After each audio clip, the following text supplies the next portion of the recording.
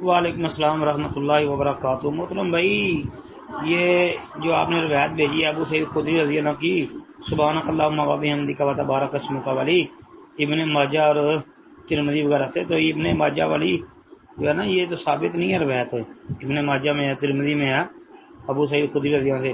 اس میں علی بن علی الرفاعی جو ہے بھائی، اس کے اوپر کلام ہے۔ شیخ امام یحییٰ بن سعید القطان رحمۃ اللہ علیہ وہ اس پر کلام کیا کرتے تھے۔ اسی طرح امام احمد رحمۃ اللہ علیہ وہ کہتے ہیں کہ یہ حدیث صحیح نہیں ہے جی۔ اس کے علاوہ ذرا آپ امام ترمذی رحمۃ اللہ علیہ کا پورا کلام دیکھیں تو آپ کو پتہ چل جائے گا کہ امام صاحب کیا کہتے ہیں۔ امام صاحب نے یہ روایت درج کی ہے۔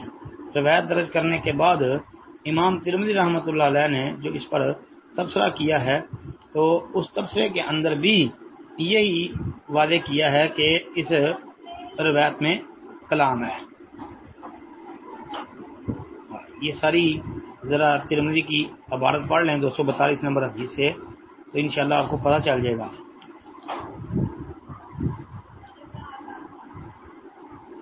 اس میں ہے نا، کہتے ہیں وقد تو کلما فی اسناد حدیث ابی سعید کان یحییٰ بن سعید یتکلم فی علی بن علی الرفاعی وقال احمد لا یصح هذا الحدیث۔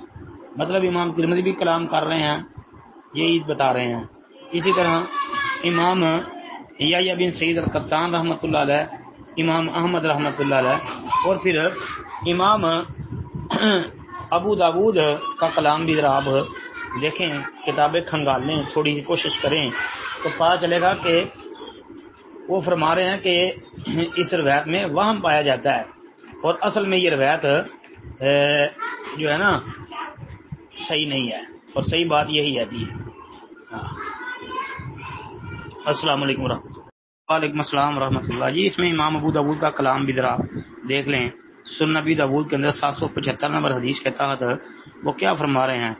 حدیث نقل کرنے کے بعد امام صاحب کہتے ہیں جی قال ابو داود، یہ امام ابو داود فرماتے ہیں قال ابو داود، ابو داود نے کہا وهذا الحديث يقولون هو عن علي بن علي عن الحسن مرسلا الوهم من جعفر۔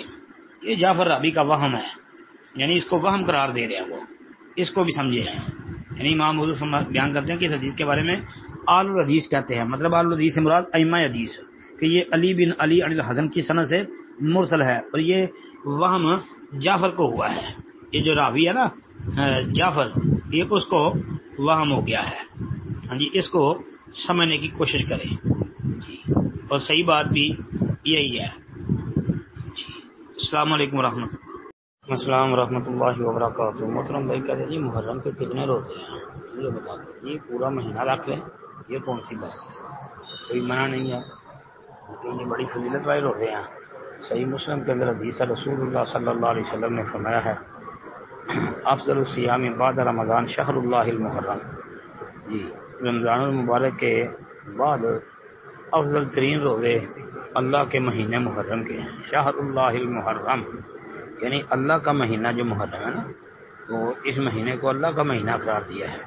اس کے روزے رمضان کے روزوں کے بعد افضل ترین روزے ہیں، چاہے پورے مہینے کے رکھیں، چاہے کوئی ایک دو رکھ لے۔